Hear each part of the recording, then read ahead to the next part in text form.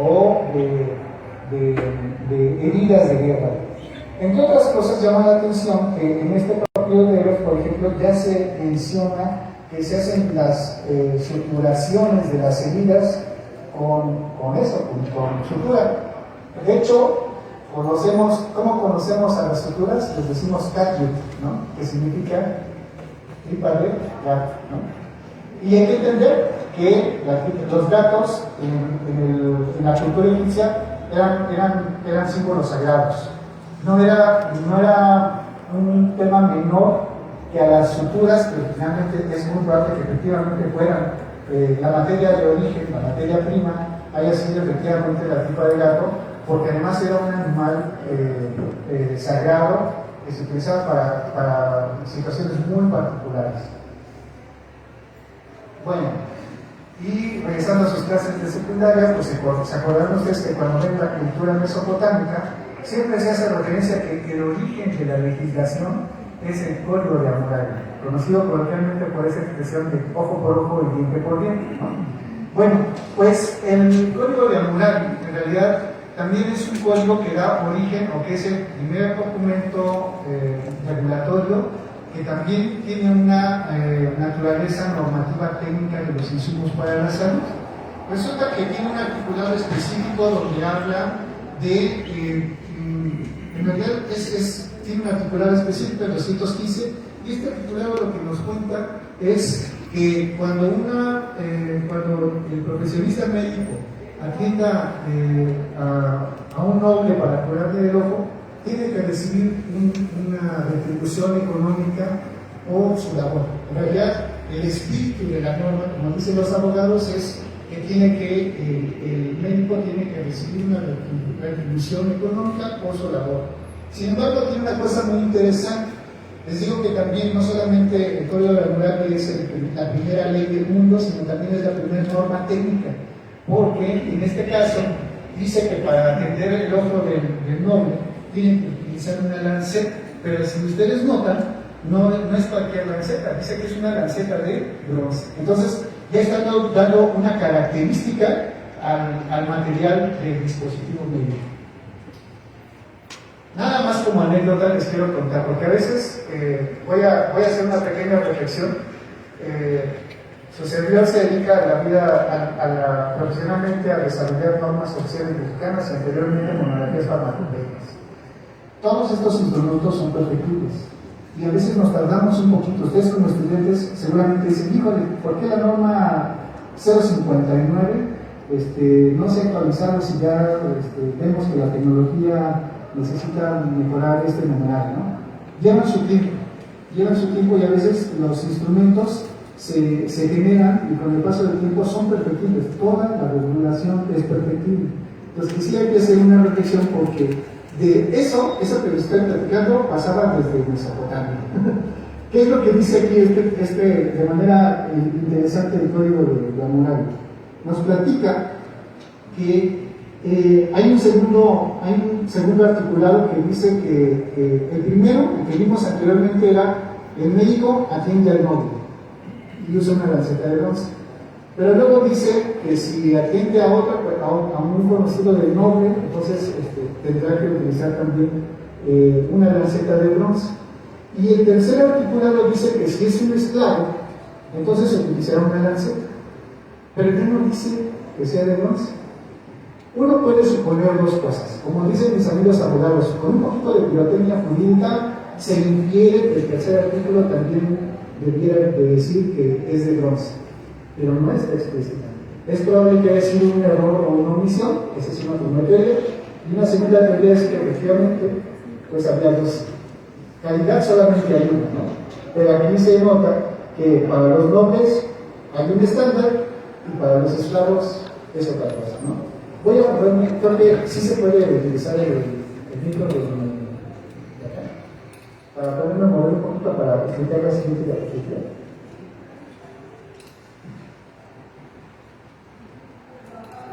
Ahora, hay una cosa interesante que tiene este segundo articulado en esta diapositiva, que lo que dice es que si se muere el esclavo, entonces, en el primero dice, Si un médico ha llevado a cabo una operación de importancia en un hombre con una lanceta de bronce y ha causado la muerte de ese señor, o si ha destruido el ojo de ese hombre, se le amputará la mano. Entonces, yo de broma siempre digo que cuando se tiene que reportar un incidente adverso por un dispositivo médico, a eso le llamamos tecnovigilancia. Y no estamos acostumbrados a notificar. Y no estamos acostumbrados a notificar porque históricamente lo que pasa es que es punitivo, ¿no? Si nos van a cortar la mano, ¿para qué no notificarlo que tiene un problema que dice? Bueno, me voy entonces a la siguiente diapositiva. Cuando yo todavía tomaba clases aquí en 1999, todos creíamos que los padres de los implantes y de los sustitutos móviles de las partes fisiológicas eran los romanos. Creímos que los romanos eran quienes habían confeccionado con bronce las primeras articulaciones artificiales. Pero justamente en el año 2000, el equipo de Nervis, un equipo de arqueólogos, va a Egipto y en la zona norte de la metrópolis de Tebas se encuentra con un cadáver de una momia femenina que en el dedo gordo del pie derecho tiene una prótesis. Esa prótesis está hecha de madera, igual que está montada sobre un pedazo de piel y está sujetada con líneas de cuero que servían como boqueta para sujetar la pieza. Uno pensaría en primera instancia que cuando fallecía una persona en Egipto era importante hacerle en las ceremonias funerarias volvían íntegro su cuerpo para que no tuviera problemas para pasar al inframundo. Y entonces, de primera instancia, se creyó que esta prótesis era una prótesis estética, que lo único que perseguía era completar el cuerpo, el cadáver, para que pudiera continuar su proceso al inframundo. Sin embargo, cuando se desmonta la pieza, nos encontramos que, perdón por la expresión, pero que el muñón del dedo tiene una callosidad. Y no solamente eso, sino que además la parte baja de la prótesis está devastada, es decir, que sí tuvo una funcionalidad. Entonces, pues los egipcios le ganaron a los romanos, fueron ellos los primeros en desarrollar prótesis como esta. Y en el imaginario de la humanidad siempre ha existido la posibilidad de tener dispositivos médicos, solo que no los conocíamos en ese momento. En el Rig Veda, que es un poema escrito en sánscrito, también casi de inicios del Neolítico, hay una escena que se cuenta donde dice que están el rey Kel y su reina, su esposa Vishla, están en una batalla. En aquellos tiempos la cosa era muy romántica y los reyes, cuando tenían una pelea, iban hasta adelante, en la primera línea de batalla. Y entonces la reina Vishla sufre en la confrontación sufre la pérdida de su pierna. Y entonces el rey Kel le pide a su médico de cabecera, al clínico Aswini, que no solamente le repare, que genere una pieza que sustituya la pierna que le falta a la reina, que sea lo suficientemente fuerte, duradera, pero además le pide que tenga el peso de una pluma. Eso, pues en aquel entonces, ¿cómo te puedes imaginar eso, no? A menos que el pobre de Aswini tuviera un doctorado en el Instituto de Materiales de la UNAM, donde sí pudo haber desarrollado, pues, los materiales que efectivamente hoy en día son una realidad. Muchos de ustedes seguramente recordarán que sus primeros anteojos de metal pesaban mucho. Hoy en día las aleaciones lo que nos permiten es obtener instrumentos cada vez más ergonómicos y cómodos, ¿no? Eso lo reflejaba el pensamiento ideario de la humanidad desde entonces. Hoy en día estas cosas son una realidad. Por último, referiría a otro episodio del imaginario con los griegos. Ya saben cómo son los griegos, ¿no? Les gusta el teatro. Y entonces los griegos se cuenta un pequeño episodio donde está Tántalo tiene la intención de demostrar que los dioses no son tan inteligentes como los hombres. ¿Y qué es lo que arguye? Planea invitar a los dioses a comer a su casa y pone de escena a su propio hijo, que mata a su hijo, lo cocina y se lo da de comer a los dioses. Si los dioses hubieran sido lo suficientemente inteligentes, no se lo hubieran comido. Eso es lo que él esperaba. Y efectivamente, Demeter, la diosa de la agricultura, en un descuido no se da cuenta y efectivamente se da su primer bocado del plato que le dan. Entonces lo que hace es que en realidad se comió el hongo del hombre. Cuando los demás dioses se dan cuenta, primero lo que hacen es resarcirle la vida a Pelo, pues le restablecen la vida. Pero como Demeter ya se comió un cacho de él, entonces lo segundo que hacen es le piden al dios de los herreros, Hefesto, que haga una prótesis, pero Hefesto dice que esa es una encomienda demasiado grande. Pues hay otro dios que se encarga de hacer la prótesis y hace el marfil. Y entonces, creo que es el gran guerrero, porque el brazo del marfil, en la guerra del comercio, totalmente no le hacen daño a las flechas. ¿Por qué? Pues porque se cubre con su hombro del marfil, ¿no? Bueno, esto habla del imaginario, de la presencia de los dispositivos médicos, no solamente en la realidad, sino incluso en el mito mismo. Ahora, hay una parte que quiero aclarar siempre, porque uno siempre, insisto, percibe que la regulación sanitaria está enfocada en el medicamento y que el principal actor es el medicamento. Y entonces, cuando ustedes vayan a trabajar profesionalmente, van a encontrarse con que hay una guerra histórica de qué fue primero, el dispositivo médico o el medicamento.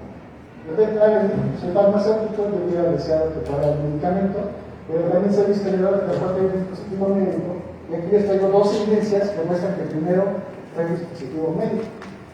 Hay un documento, o sea, además de lo que les acabo de mostrar en fotos, ahora sí les doy referencias bibliográficas. La República, atribuida a Platón, año 400 a.C. Ahí se dice que las preparaciones medicamentosas de vía oral comienzan a sustituir la terapéutica del hierro y del fuego. Es decir, que lo primero que existió fue la terapéutica del hierro y del fuego. ¿A qué le suena la terapéutica del hierro y del fuego? Cercenar y cauterizar. De hecho, eso pasa todavía. Lo vemos a veces todavía en el campo, cuando a veces hay que cortar y cauterizar, ¿no? Para parar la luz. Pues eso es lo que menciona justamente Platón, que esa práctica que se estaba utilizando está siendo sustituida por el uso de los primeros medicamentos de uso oral. Hay otra referencia que es la problemática. La problemática también hace referencia a esto que les acabo de mencionar, que es la terapéutica del hierro y del fuego. Incluso tiene capitulados específicos, como el que señala cuándo se debe de aplicar esta terapéutica. Segundo, en qué casos hay que cortar y en qué casos hay que quemar para utilizar. Pero además hay una cosa más interesante, y también hay algo del origen de la termodinámica, porque dice que también explica las propiedades del bronce y el hierro. Eso más bien es farmacopeico, ¿no? Está dando ya especificaciones de materiales. Pero también dice las consecuencias de las quemaduras e incisiones efectuadas por esos metales. Esos ya son incidentes adversos que esperamos. Entonces, desde aquí ya también tenemos un poco del origen de la vigilancia, que es una línea de la regulación, que es una línea del campo de acción de los profesionales de la salud.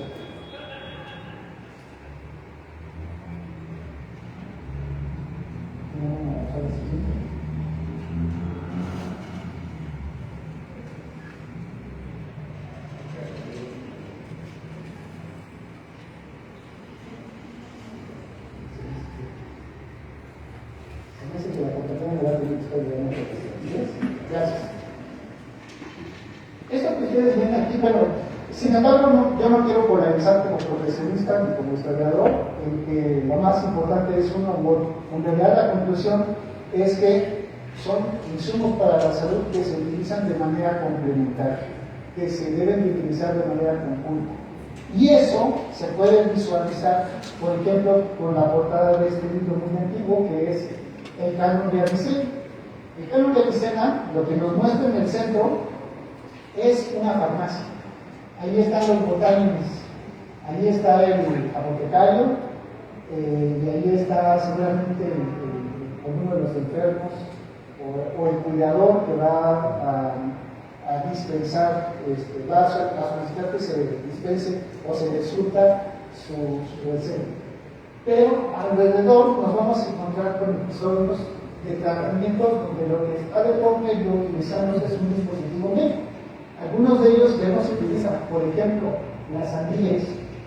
Las sandías lo que hacían era con una lanceta perforaban alguna de las venas, dejaban que fluyera la sangre porque se suponía que estaba contaminada, que tenía padecimiento. Las ventosas, estos vasitos que todavía se utilizan, que tenían ciertas características, en algunas medicinas integrativas o alternativas todavía se utilizan. Bueno, esos vasitos también eran considerados dispositivos químicos. O las funciones torácicas, que también requerían de un instrumento. Entonces, lo que quiero hacer con esto es que no están peleados. La terapéutica medicamentosa siempre se apoya con insumos con dispositivos químicos. De hecho, hoy en día, como ustedes verán, muchos de los medicamentos vienen acompañados para su administración de un dispositivo médico, las jeringas rellenadas, por ejemplo. Y hablando de las jeringas, todo el mundo le tenemos miedo a las jeringas, y quizá es el dispositivo más característico que nos muestra cómo la tecnología y la ciencia se aplican en un dispositivo médico. La primera jeringa, el primer prototipo de jeringa se le atribuye no a un médico, no a un farmacéutico, sino a un arquitecto. Sir Christopher Wren era un arquitecto que un día, entre otras cosas, diseñó la Catedral de San Pablo. Se enfermó, va a parar al hospital, y entonces se da cuenta de algo muy interesante. Voy a ser un poco específico con este tema porque hay varios elementos del farmacéutico que deben de conocer. Se enferma, llega al hospital, y en el hospital está muy consciente de todo lo que pasa y ve que el medicamento se les administra de manera oral con el alimento. Y cuando a una persona le dan el medicamento como un bolo, pues tarda un ratito en que le haga efecto, que se le quite el dolor, por ejemplo. Y entonces él lo que entiende es que el medicamento entra por la boca, llega en alguna parte y se distribuye por las venas. Le llamamos el primer paso, ¿no? Entonces, lo que ocurre es que él dice, y si nos saltamos el primer paso, y si entonces hacemos que llegue de manera directa el medicamento a la sangre, y por eso se le ocurre que tiene que ser una jeringa donde se le administra. ¿Con qué creen que fue hecha esa jeringa? El émbolo era una pluma de ganso con toda la punta roma. Y la parte donde se acumulaba el medicamento era una vejiga de mamífero menor, de un roedor. Entonces, llena la vejiga con un narcótico y a través de la pluma de ganso que perfora una vena, administra. Esto primero lo hace con un perro, entonces son estudios clínicos, ¿no? Pero luego sale, está paseando ahí por la catedral que él diseñó y ve a un borrachito. Entonces se acerca y dice, oiga, estoy haciendo una investigación, ¿no le gustaría participar? Nada más le voy a administrar tantito alcohol para ver qué pasa, ¿no? El borrachito no entiende nada y me dice, ajá. Y entonces dijo, bueno, entenderé que dijo que sí, o sea, el consentimiento informado. Se lo lleva y lo tiene cerrado por 48 horas. Lo que hace es demostrar que efectivamente su instrumento que acaba de diseñar funciona. Pasa el tiempo, 1853, Charles Gabriel Pravas diseña ya una jeringa ya con elementos metálicos y de vidrio que son más parecidos a las jeringas que usaban nuestras abuelitas, que esterilizaban en la cocina con un poquito de agua, ¿no? Hoy en día las jeringas tienen un desarrollo tecnológico tal que nos encontramos que hay jeringas incluso por especialidades, ¿no? Para tuberculina, para insulina, etc. Que tienen diferentes graduaciones. Incluso las agujas son ya tan delgadas que ya ni siquiera se sienten con ella. Incluso hablamos de los sistemas de mujer, las jeringas sin aguja, ¿no? Bueno, hay otros instrumentos que parece que no ha pasado el tiempo cuáles, por ejemplo los quirúrgicos. Los que vemos de este lado son de 1540, los de la actualidad, en realidad el diseño no ha cambiado mucho, pero ¿qué es lo que se ha cambiado? El material con el que se desarrolla. Ahora ya tenemos pruebas de biocompatibilidad. Puede ser un comercial, quiero decirles que México, a través de su farmacopea, el suplemento de dispositivos médicos, es uno de los países que tiene más robustecida la parte de pruebas de biocompatibilidad en el mundo. Lo que explica es eso, cuáles son las pruebas de carcinogenicidad, de patogenicidad, etcétera, para garantizar que el material que se está utilizando no cause reacciones en sus humanos. Bueno, esto que les acabo de contar, pues es la historia que ya vieron que está de la India, de los griegos, de Inglaterra, ¿no? Pero ¿qué pasa en el continente americano? También acá hay un desarrollo de las ciencias médicas. Y entonces, este es el mural del pueblo en demanda de la salud del Diego Rivera que se encuentra en el Centro Médico Nacional. Ahí vemos justamente el desarrollo, la escritura del códice de la Cruz Mariano. Vemos que ya hay profesionistas farmacéuticos que atienden especialidades. Incluso vemos que ya existe también el equivalente al farmacéutico, que es el Manamacani, que tiene un espacio donde va a guardar sus especies vegetales y animales para la atención a través de su terapéutica, y ese espacio es el que le llaman el Panamacordán. Hay una cosa muy interesante, resulta que cuando llega Hernán Cortés y se encuentra con todo este sistema, en su segunda relación, en su segunda carta de relación que manda al rey Carlos V, le dice: necesito albañiles, necesito madereros, necesito carpinteros, necesito médicos aquí hay y muy buenos, farmacéuticos no, aquí hay unos equivalentes y son muy buenos. Y describe, entre otras cosas, cómo se encuentra en el mercado de Tlatelolco un espacio dedicado solamente a las plantas medicinales, a las especies medicinales. Bueno, cuando todos nosotros seguramente del Estado de México o de la Ciudad de México hemos ido a Teotihuacán, levante la mano quien ha ido a Teotihuacán. Levante la mano quien se ha subido a la pirámide del Sol. Cuando se sube a la pirámide del Sol, díganme si bien o no, pero todos volteamos a ver a la calzada del muerto, ¿sí o no? Pues resulta que exactamente atrás, o sea, le estamos dando la espalda a el mural de la salud, el mural de Tepantito. A 200 metros, nadie lo conoce, nadie lo visita, pero para las personas que nos dedicamos a las ciencias de la salud, ese es un referente muy importante, porque esta es una extracción del mural de Tepantitla, y ahí vemos a varios profesionistas. Está justamente la persona que hace la recolección de las plantas medicinales, hay algunas personas hay algunos profesionistas médicos de que están haciendo algunas cirugías, y hay uno muy específico que es el que vemos aquí, que le está dando atención de salud oral a otra persona, a otro teotihuacano, ¿no? De hecho, esta referencia me parece que es como el escudo de los odontólogos aquí en la facultad de Iztacala, ¿no? La escuela de Campo. Eso que se está utilizando aquí es un insumo de uso odontológico, ¿no? Entonces, aquí también utilizábamos y desarrollábamos nuestros dispositivos médicos. Hay un documento muy importante que es el antecedente de la farmacopea mexicana, que es el Códice de la Cruz Mariano, así llamado, en realidad su verdadero nombre es Liberum Medicinalibus Indol Verbis, fue escrito en 1554 en el Colegio de la Santa Cruz de Tlatelolco, y explica padecimientos, bueno, remedios para padecimientos que se presentan de la cabeza a los pies. Entonces van contando para la caspa, úsese tal especie.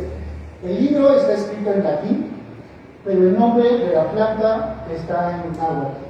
Y entonces describe 224 especies vegetales, de las cuales 180 han sido plenamente identificadas. Algunas de ellas incluso se encuentran en la Farmacopea Nacional actual, como la guayaba, por ejemplo. Pero viene a colación esta diapositiva porque, por ejemplo, dice aquí para los pulmoncillos esponjosos que salen en las hojas, utilícese esta especie que es el tenaji, y entonces dice cómo se debe de preparar. Pero antes de eso explica, dice, estas levaduras o mejillas deben cortarse con un estilete o navajita. Escríbanse después de cortadas y ya dejan el plástico. Pero lo interesante es que hablan de un estilete o una navajita. En realidad estamos hablando de un bisturí, es un dispositivo médico. ¿De qué creen que pudo haber estado hecho un bisturí? ¿De qué se pudo haber confeccionado? Obsidiana, ¿verdad? Pues efectivamente, aquí lo que les quiero mostrar es un dato muy interesante. Los bisturíes de obsidiana todavía se utilizan, todavía se ven. Hay registros sanitarios en el mundo. Y tienen una bondad respecto a los bisturíes de acero al carbón, que es cuando se hace, ahí les dejo las referencias, pero cuando se hace la incisión con un bisturí de obsidiana, el corte es más limpio y por tanto cierra más rápido. Entonces los tipos de cicatrización usando el bisturí de obsidiana son más cortos y no dejan la marca de la cicatriz, no tan marcada que como cuando se utiliza el acero al carbón. ¿Cuál es el efecto que tiene? Pues la durabilidad, ¿no? Bueno, regresando a la parte histórica de los dispositivos médicos, hay un paso muy importante que es cuando Galileo Galilei va a dar clases de matemáticas a los médicos en la Universidad de Padua. Y entonces ahí se encuentra con la necesidad de que los médicos deben de medir estados fisiológicos, la temperatura, las pulsaciones del corazón, la presión. Hasta ese momento no lo hacían los médicos, lo calculaban. Pero entonces lo que hace Galileo es sugerir que se desarrollen los instrumentos para hacer esas mediciones. Y entonces ahí hay un desarrollo fantástico porque generan entonces el termómetro, el estetoscopio, etcétera, que hoy en día son muy utilizados. Esos son dispositivos. Bueno, podría contarles muchísimas historias más. Aquí nada más lo que les quiero dejar es un recuento rápido de algunos dispositivos que se han utilizado. Por ejemplo, pues los cepillos de dientes son un uso ontológico. Ya desde 1500 se utilizaban, pero en aquel entonces se hacían con fil y canal. Hoy ya los usan abiertos. Los miembros ortopédicos, pues ya platicamos de ellos de su aparición. El microscopio de 1590, la dentadura postiza que ven es de George Washington, 1770. Y si nos vamos más para allá al final, nos damos cuenta que, por ejemplo, los nucleos faciales es un 1970, son armatosas señores. Y de pronto ya vemos las impresiones 3D para tejido, y eso que veíamos como una visión ha quedado rebasado por la realidad. Si hay un campo de las ciencias médicas donde la tecnología rebasa cualquier ficción, es el tema de los dispositivos médicos. Cualquier cosa que nos imaginemos ya hay un desarrollo al respecto. Es más, sin ir muy lejos, la inteligencia artificial. Bueno, como ven ustedes, los dispositivos médicos han tenido un papel muy importante en la salud de la población. Ha sido importante y necesario generar una reglamentación. Esa reglamentación, como la conocemos actualmente, se desarrolló en los años 80 en las diferentes partes del mundo. En México, en 1980, se le dio un marco específico, pero ahí están en otros países más o menos en los mismos tiempos. Y rápidamente les voy a contar algunos cuantos episodios que nos ponen en el estado del arte de la regulación. Los primeros registros de dispositivos médicos se dieron en Italia en 1927. La autoridad empezó a darles un registro, pero sin olvidar con la siguiente de En Estados Unidos, en 1930, ocurre que hay un problema de adulteración de insumos para la salud en general y de otras cosas, por ejemplo, del whisky. Pero también había una gran adulteración de medicamentos y había una falsificación enorme de equipos médicos y quirúrgicos. Es más, muchas de esas cosas que se metían en aquel entonces decían, no, el campo magnético de este equipo le va a ayudar a sanar el cáncer. Eso subsiste en la realidad. Esto sigue subsistiendo en la realidad. Nada más basta con que uno se levante a las 2 de la mañana, prenda la televisión abierta y se encuentra con cosas tremendas. En aquel entonces, 1937-38, la FDA en Estados Unidos entonces decide que los dispositivos médicos por un problema de adulteración y falsificación o publicidad falsa tienen que empezar a establecer una regulación y la pone paralela a los medicamentos. Pero en los años 60 se encuentran con que ya hay casos muy particulares de dispositivos médicos que están causando daño a la población. Por ejemplo, marcapasos y dispositivos intrauterinos. El tema es muy complejo. Como ustedes recordarán en sus clases de farmacología y en algunas otras clases, el desarrollo de la farmacovigilancia en la parte de los medicamentos se debe a la tragedia de la talidomida. El equivalente de la farmacovigilancia y dispositivos médicos es la tecnovigilancia. Y lamentablemente también se debe a un par de tragedias que ocurrieron.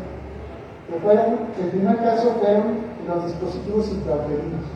Los dispositivos intrauterinos, específicamente de la marca de Apple 7 y de Popper 7, lo que generaron fue fallecimiento de mujeres que utilizaron estos dispositivos que morían por shock séptico, entre otras cosas. O, en su defecto, principalmente varones que cuando usaban válvulas cardíacas o marcapasos, por microdescargas eléctricas también tenían fallecimientos. En la década de los 60, la FDA hace un análisis y se encuentra con estos datos, que por válvulas cardíacas hay 512 muertes en 10 años y 300 lesiones. Por marcapasos, 89 muertes y 186 lesiones, pero por dispositivos intrauterinos solamente hay 10 muertes. Sin en cambio hay 8.000 lesiones. Entonces, esto conduce a que la FDA tiene que presionar en su regulación para vigilar más cuidadosamente cierto tipo de dispositivos médicos.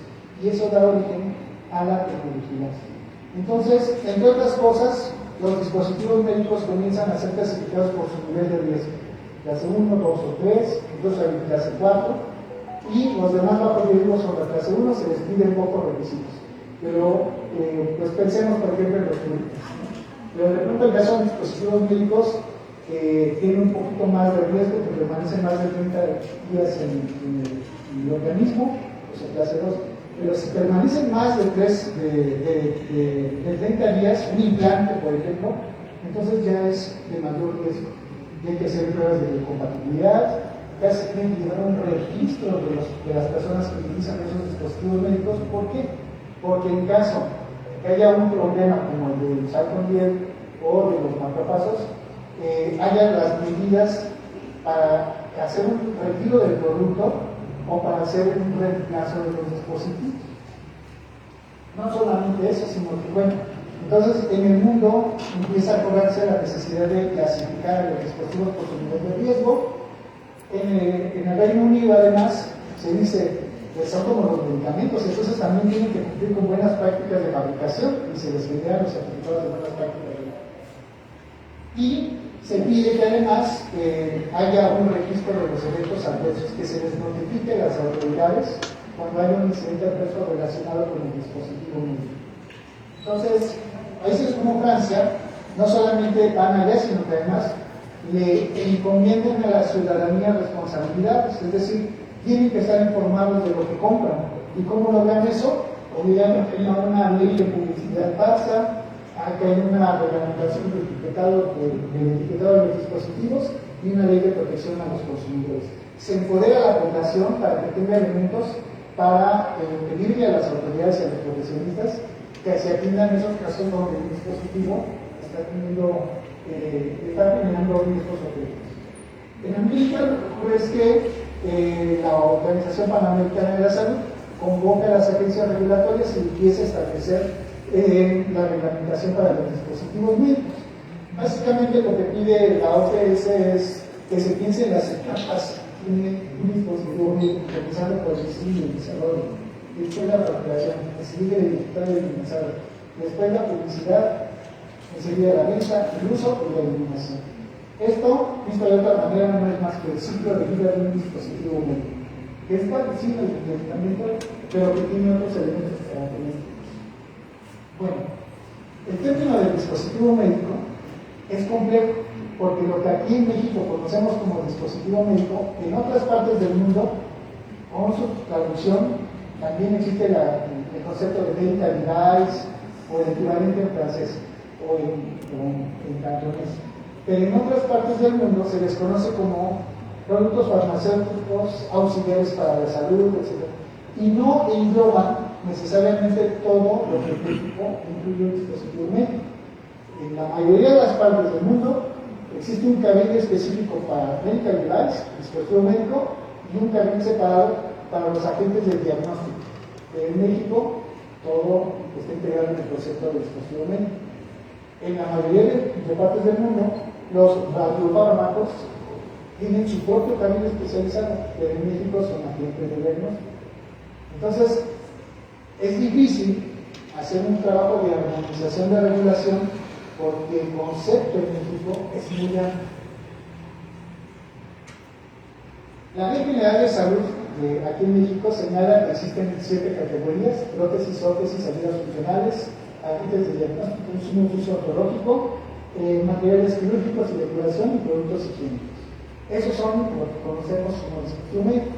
Y hay un reglamento específico que es el reglamento de insumos para la salud que dice todos los dispositivos médicos que tienen 3 niveles de riesgo, 1, 2 y 3. Esto está cambiando porque el año pasado la Ley General de Salud incluyó una nueva clase de dispositivo médico que es la 1A o de bajo riesgo. En todas las partes del mundo estamos acostumbrados a ver 4 clases de riesgo. México tenía 3, hoy ya tiene 4 y estamos haciendo las adaptaciones a la regulación para que eso pase. Esta es la definición actual. Miren, esta marcada la diapositiva, que si ustedes ven la referencia, es del día de hoy, el diario oficial de la Federación.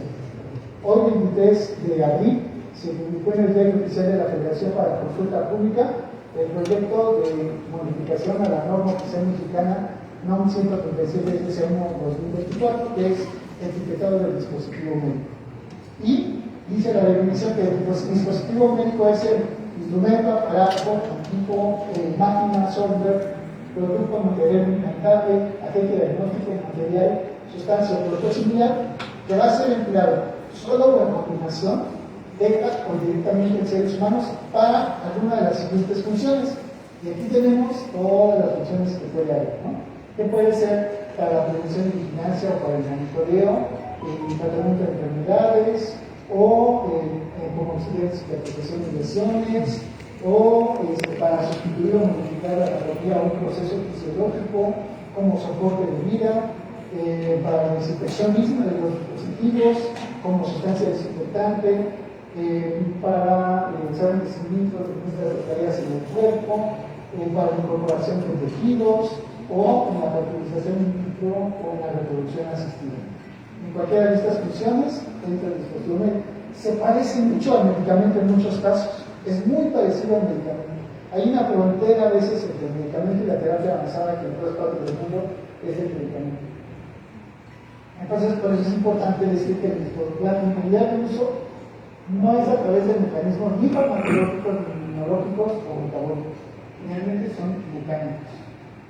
Sin embargo, puede ser asistido por estos medios para lograr su función. Entonces, decimos, pueden ser todas estas categorías que ya vimos en las diapositivas anteriores, ¿no? Eso es lo que actualmente conocemos como un dispositivo médico en México. Es una definición bastante sólida.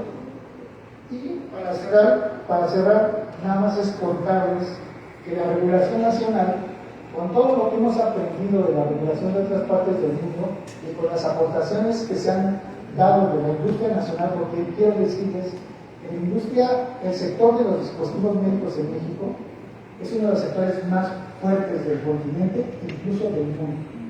Competimos, estamos entre los 7 productores de dispositivos médicos más grandes del mundo. Entonces, es un área de oportunidad, es una fuente para el profesional farmacéutico. Y lo que les quiero decir es que, desde mi perspectiva como normalizador, siempre he creído que la normatividad técnica es el termómetro de la madurez de un sector. Y el sector no solamente lo crean los fabricantes, lo crean los investigadores, los docentes.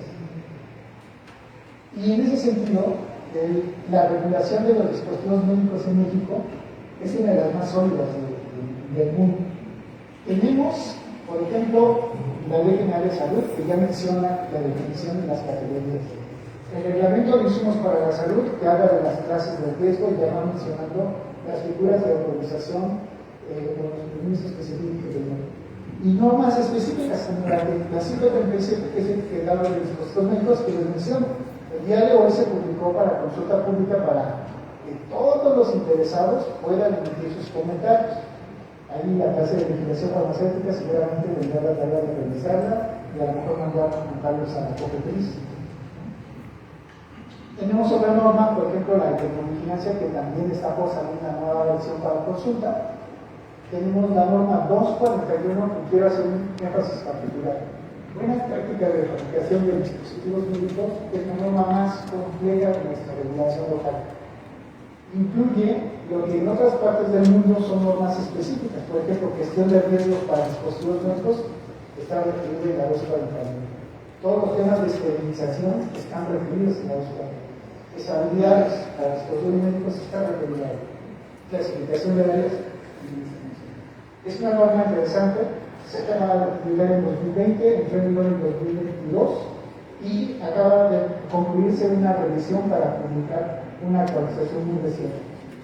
Tenemos la farmacopea como un instrumento local que tiene un suplemento dedicado solo a dispositivos médicos y es un suplemento único en el mundo. En 2006 nos tocó participar en la creación de ese instrumento.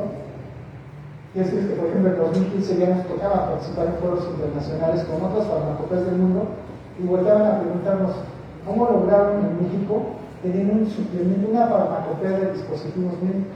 Y la respuesta es muy sencilla, porque tenemos un sector interesado en que se haga la regulación que les permita tener un mercado que tenga un piso raso para todos, basado en ciencia, porque nos apoyamos con las unidades de investigación académicas, y eso es lo que permite, y la buena voluntad. Y por supuesto la excelente dirección de la Comisión Permanente de la Farmacopea. Hay otros instrumentos como los acuerdos internacionales para el reconocimiento de los registros sanitarios de dispositivos médicos, y hay un listado de clasificación de dispositivos médicos de 2011 a 2014 y estamos por sacar este año una nueva actualización. Y hay otros instrumentos como guías técnicas que genera el CNT de la Secretaría de Salud que explican ya casos específicos de equipos médicos. Esto es un mapa, y con esto voy a cerrar mi participación. Esto es un mapa de cómo se aplican diferentes instrumentos normativos en nuestro país al marco de los dispositivos médicos. El dispositivo médico en su ciclo de vida tiene, digamos, un antes y un después de la obtención de su registro sanitario, para que pueda ingresar al mercado, para tener acceso, la población tenga acceso a los dispositivos médicos. Si ustedes quieren desarrollar un dispositivo médico, lo primero que tienen que hacer es contar con el registro sanitario. Para contar con el registro sanitario, a su vez, deben de tener, entonces, tienen que presentar un dossier donde demuestren las especificaciones que garanticen la seguridad de eficacia y desempeño de su dispositivo médico, y para eso se van a apoyar en diferentes formas, en el suplemento de los dispositivos médicos, y a su vez, uno de los elementos esenciales es que el área donde están desarrollando o fabricando su dispositivo médico debe de cumplir con lo que establece la norma 241. Una vez que ya tienen el registro sanitario, entonces viene la parte de postmercado, y entonces hay que hacer la vigilancia post-comercialización o termovigilancia y deben de cumplir con la norma 240. Y a su vez, en sus áreas de distribución y almacenamiento, no solamente deben de cumplir con lo que pide la 241, sino también con el suplemento para establecimientos de la FEM, que tiene apartados específicos sobre el almacenamiento y la dispensación de los dispositivos médicos. Le faltan muchos elementos todavía. Si uno se compara con la regulación de INDRF, que es como ICH para los dispositivos médicos, hay todavía mucho por desarrollar. Ojalá tengamos oportunidad de dar aportaciones profesionales a la regulación de los dispositivos médicos, pero de momento pues esto es lo que tenemos y lo que hemos logrado, y ha sido pues basado, insisto, al trabajo arduo como sector, como profesionistas, con todos los actores involucrados.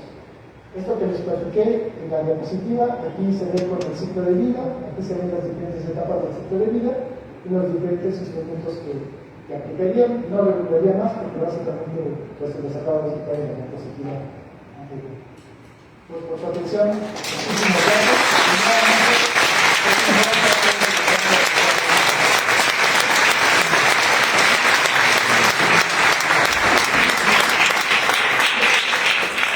gracias.